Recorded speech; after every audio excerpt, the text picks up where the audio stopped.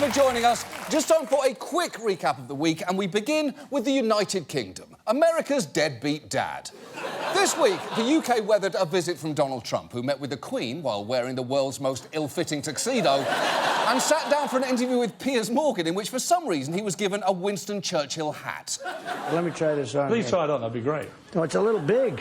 Well, we can get that. I mean, that's fantastic. Let me see how that looks. I think Churchill looked... So Winston Trump? I think Winston looked much better this way.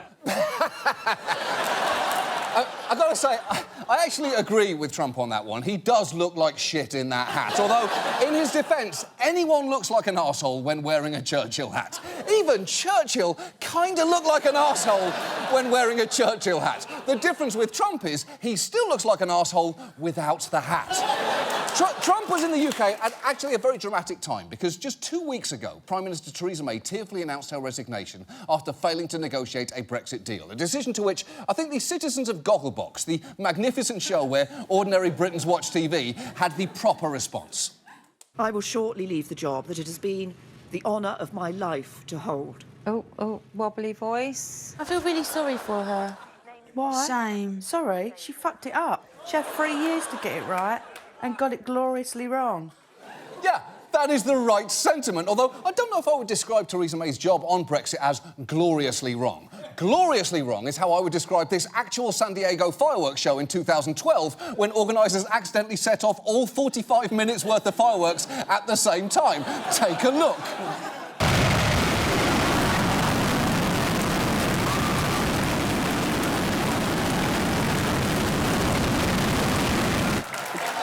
Glorious, wrong, gloriously wrong. May's last day as Conservative leader was actually Friday, but she's staying on as Prime Minister until her successor is chosen through a truly ridiculous process, because there will be no general election. Instead, the new leader will be chosen by May's own party, the Conservatives, meaning the next Prime Minister will be chosen by 124,000 paid members of the party, most of whom are over 55 and from the top social class. And just think about that. A small group of out-of-touch old people is going to decide the future of the entire country. It's basically like if Great Britain had its own Florida, and nobody wants that. So, who are the contenders here? Well, currently, and appallingly, the leading candidate is Boris Johnson, the man who answers the question, what would Kevin McAllister have eventually looked like if his parents never came home? Johnson is widely known, both at home and abroad, for a few reasons, none of them good. Before he helped sell Brexit with a series of lies, he served as the Mayor of London, where he embarrassed himself through stunts like getting stuck on a zip line and, during a visit to Japan, playing rugby with children and doing this.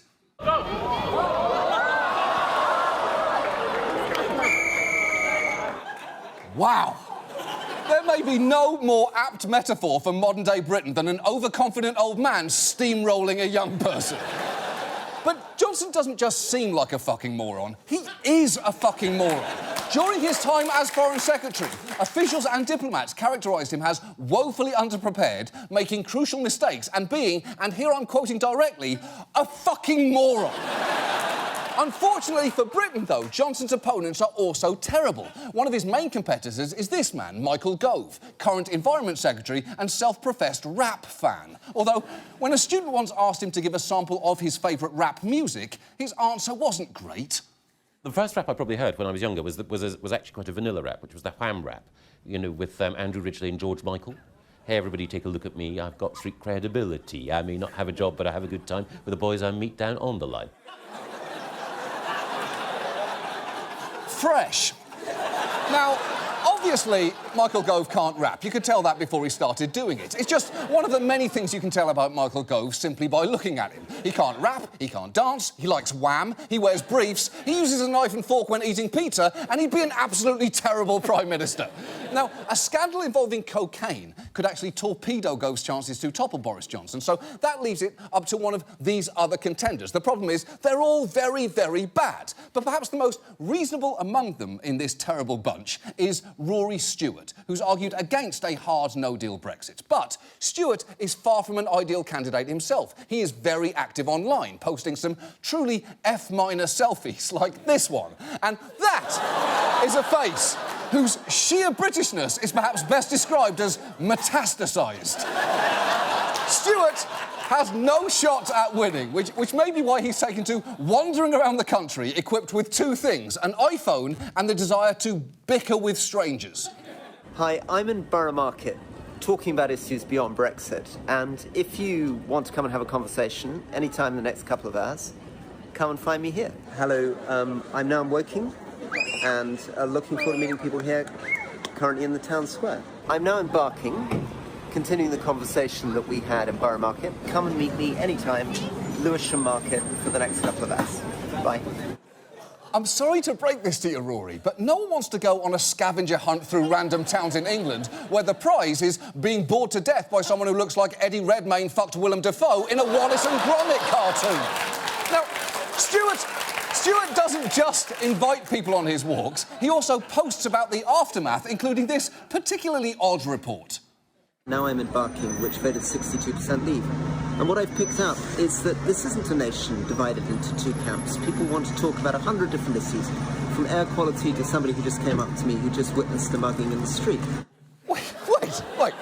First of all, witnessing a mugging isn't an issue, it's a direct request to please contact the police.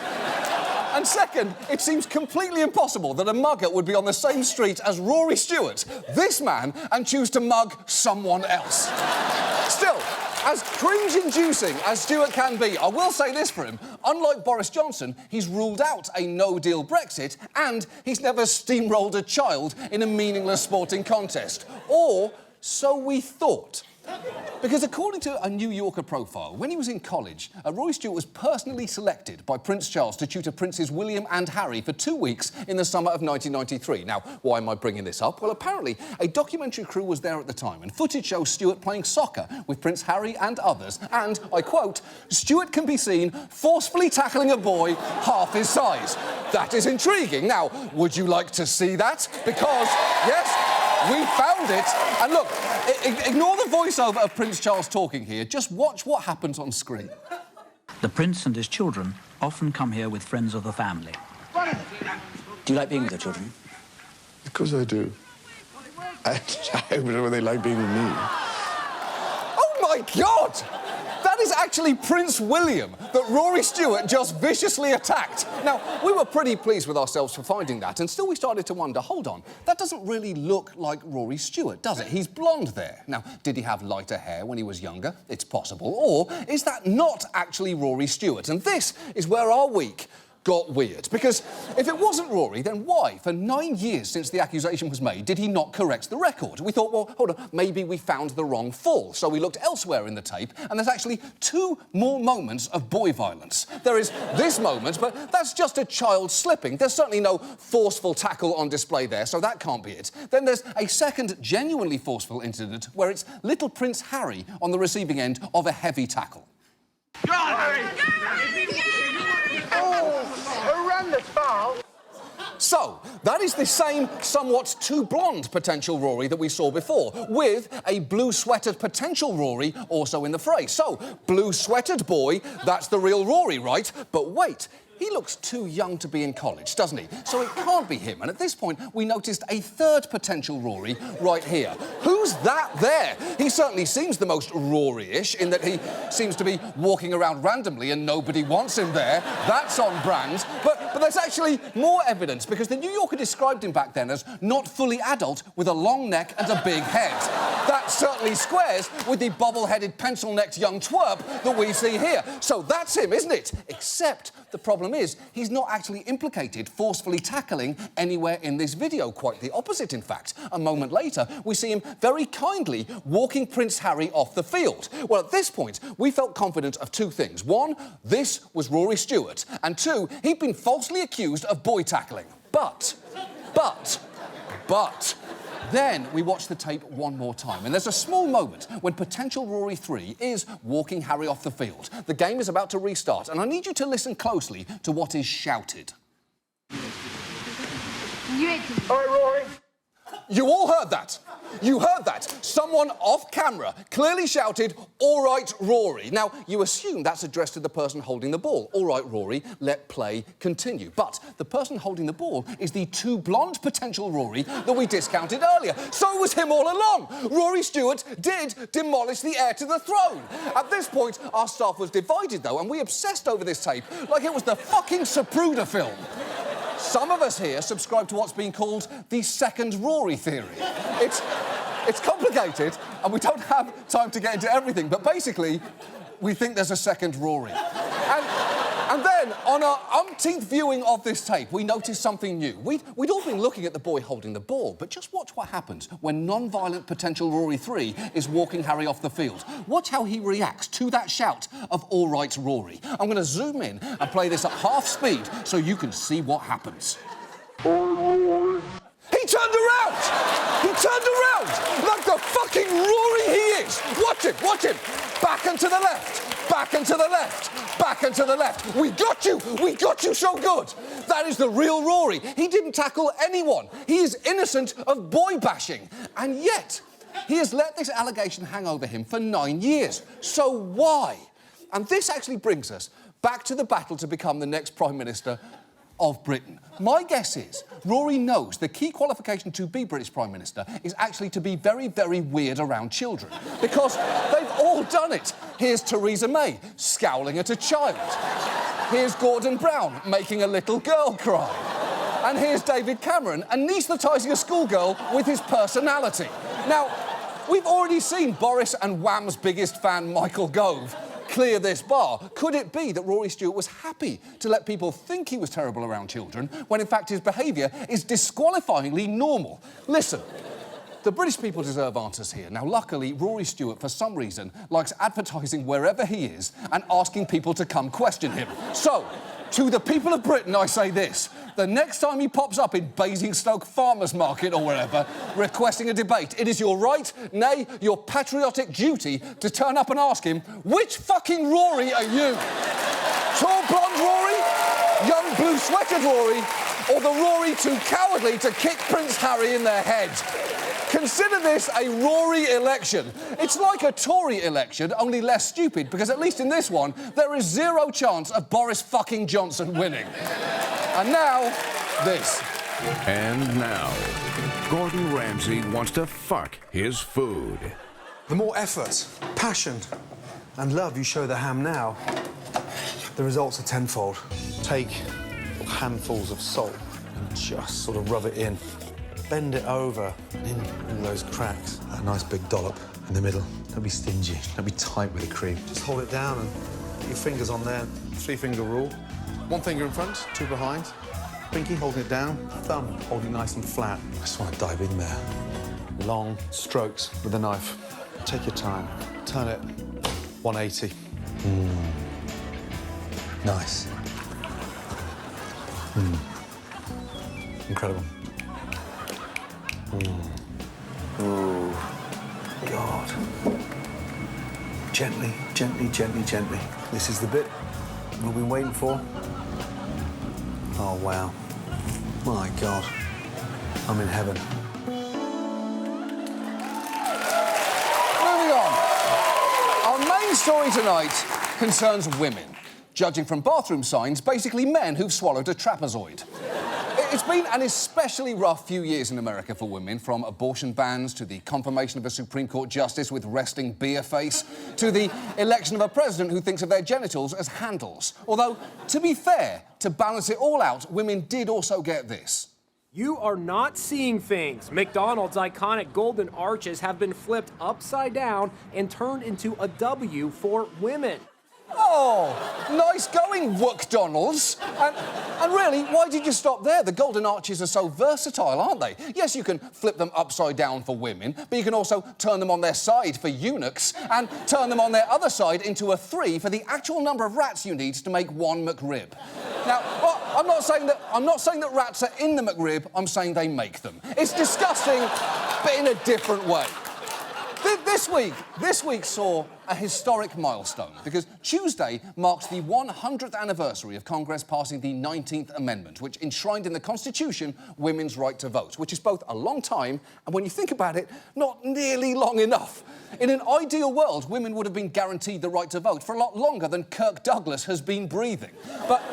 But tonight, I want to focus on a milestone for gender equality that we haven't actually achieved yet, the Equal Rights Amendment. It's something that's been under consideration for a while. The struggle for an Equal Rights Amendment traces back to 1923, when feminist Alice Paul wrote the words that became ERA. Equality of rights under the law shall not be denied or abridged by the United States or any state on account of sex. And that's basically it. The core of the Equal Rights Amendment is just 24 words long, and the idea behind it is broadly popular. In fact, according to advocates, 80% of us think it's already in the Constitution.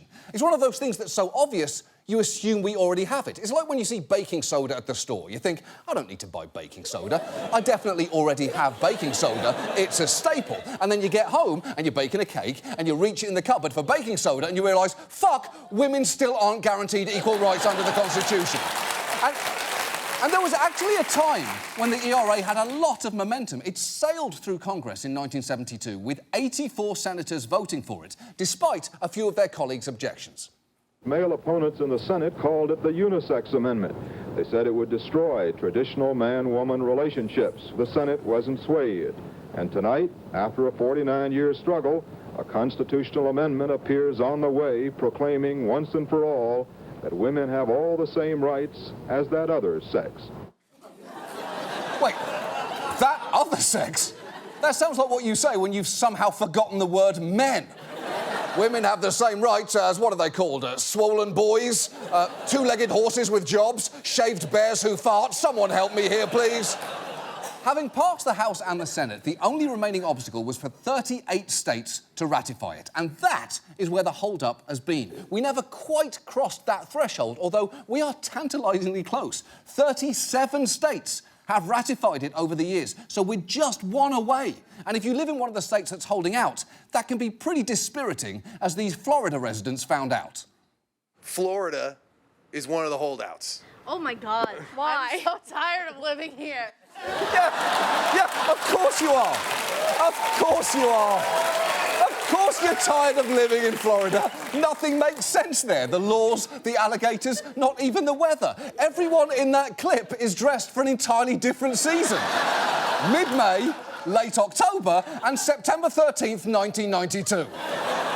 The fact is, though, we have never been closer to the ERA being enshrined in our Constitution. And just 6 weeks ago, there were even hearings in Congress on this very subject. So tonight, we thought it might be a good time to ask, why has it taken so long to pass the ERA?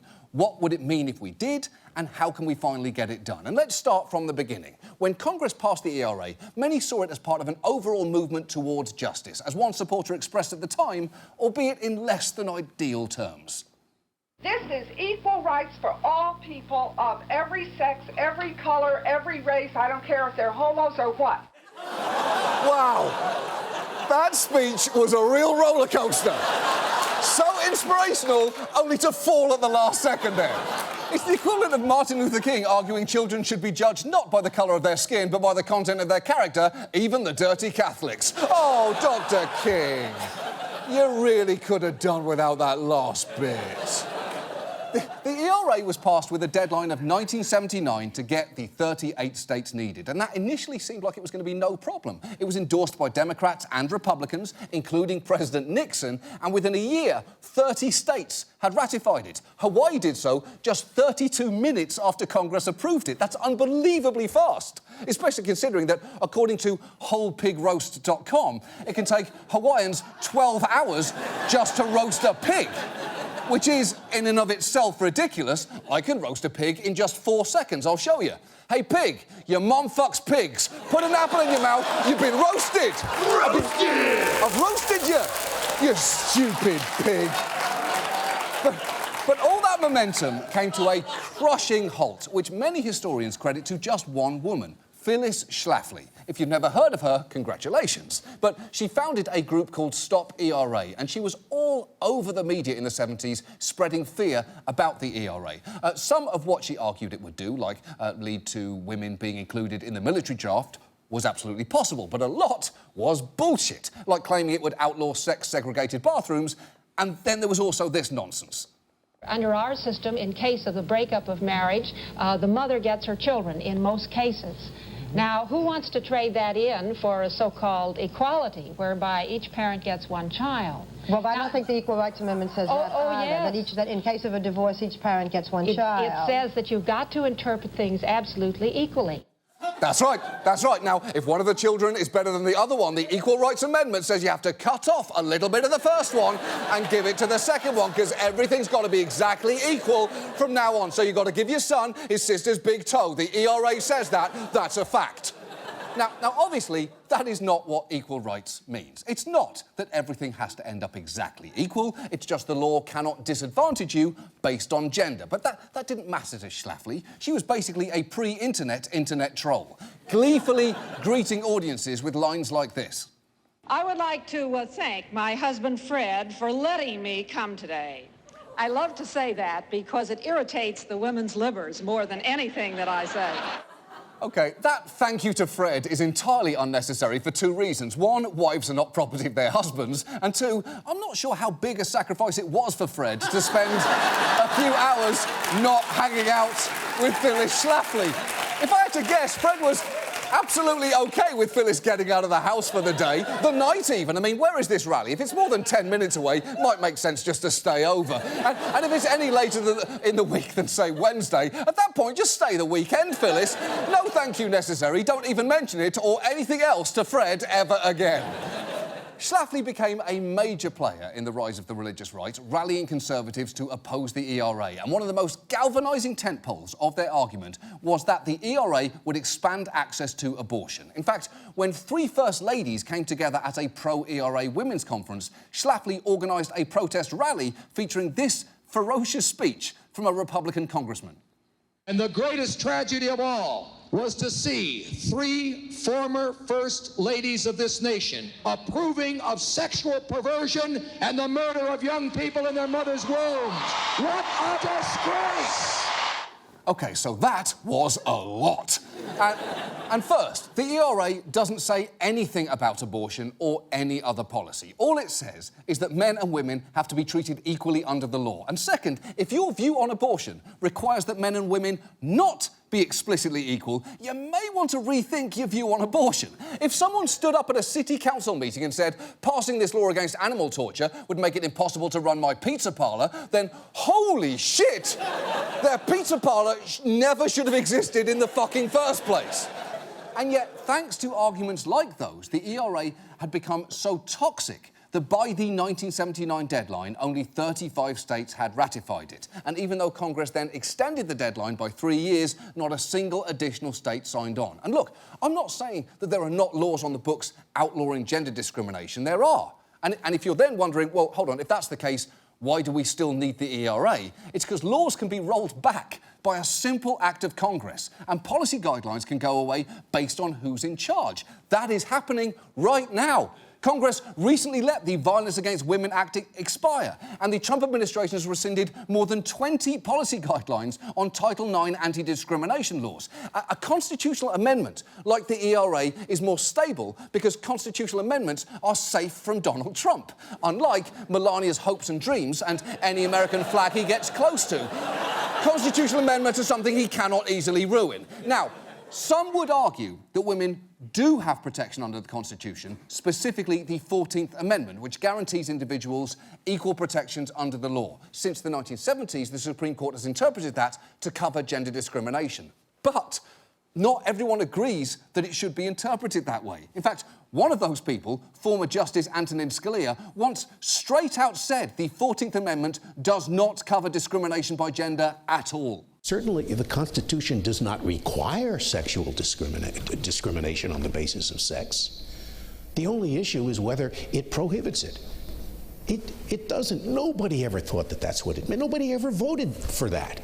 Yeah, He's right, of course. If women wanted that amendment to cover gender discrimination, they should have voted for it in 1868. Why didn't they do that, silly ladies? Look, Scalia was a die-hard originalist, and as insane as I personally find his philosophy of ruling on cases by jumping inside the long-dead brains of history's various misogynists and racists, there are a lot of people who think that way, and Trump has promised to put more of them on the bench, saying he wants justices very much in the mould of Justice Scalia, which I can only hope means dead, but I worry might mean interpreting the Constitution without protections for gender, and that is where the ERA would come in. You can't interpret it as not addressing gender discrimination because that's all it addresses. And that brings us to our final question. How can we finally, after all these years, make the ERA part of our Constitution? Because it is very much possible. Yes, the deadline passed in 1982, but legal scholars believe that Congress could simply change the deadline again or eliminate it entirely. In fact, bills to do that have been introduced in both the House and the Senate just this year, with bipartisan co-sponsors. Meanwhile, states have been moving the ERA forward, with Nevada and Illinois both ratifying it in the last couple of years. And for State Senator Pat Spearman, who was behind Nevada's ratification push, the reasons for doing so were all too clear. People who are born in privilege always debate whether or not those of us who were not deserve equality. And so what we're talking about here, is the fact that equality is not debatable. We are born with it. The only thing we're asking in the ERA is to acknowledge the fact that women are born equal to men. She's right. I mean, none of this is that complicated. Equality for women should be a basic principle of our society. And if you think it already is, great. All the more reason to write it down. And if you think it isn't, then we badly need the ERA. And look, I'm not saying that it will fix everything, not by a long shot. For one thing, it focuses on discrimination by the government, not the private sector. So for an issue like closing the wage gap, most women would have to continue to rely on other legislation and, of course, stealing from their male co-workers. #feminism, #ladyfingers. But the ERA could, at the very least, be a safeguard against things sliding further backwards. And we are just one state away, giving these 13 states a huge opportunity to genuinely make history. And one Arizona legislator is inspired by what this could mean. If we do this, this goes down in the history books. Arizona goes down in the history books. Exactly. She's right about that. Arizona could go down in the history books, and let's be honest here, that just doesn't happen much. The most famous part of Arizona is the Grand Canyon. You know, the part of Arizona where there's notably less of Arizona. Anywhere else, there'd be more Arizona there, but instead there's just this sudden lack of Arizona, and it's everyone's favourite part. The point here is, any of these 13 states have a huge chance to change how history views them forever. So, the only real question here is, which one of you wants to seize that chance? Which state is going to take this opportunity to put this amendment over the top and write themselves into the history books? Will it be Arizona or Georgia? Or could it be you, Oklahoma? You could be known for something other than tornadoes and musicals about how great morning is. Which it isn't, by the way. It never is. It's just like night, but unpleasantly brighter. Could it be one of the Carolinas? Could it be you, Utah? Or you, Missouri? You could be famous for making history rather than having a state flag that's just two bears fucking a Christmas ornament. Or could it be you, Florida? Or Mississippi? Maybe you could... Holy shit, Mississippi! I always forget that's on your flag. The fuck, Mississippi? The actual fuck is that? I mean, yeah, you could pass the ERA, but let's be honest, it would be extremely out of character. Louisiana. It could be you. Arkansas, it could be you. Alabama, it definitely won't be you. But Virginia, it really could be you. Plus, you are the birthplace of Chris Brown, Rick Santorum, and Pat Robertson. So frankly, you fucking owe America this. Any one of these 13 states has a huge opportunity to bring to an end a journey that's taken this country almost 100 years to make. It's not every day you get a chance like this. And all I can say is, somebody, please do it before Florida, because I do not want to give them credit for this. That's our show. Thank you so much for watching. See you next week.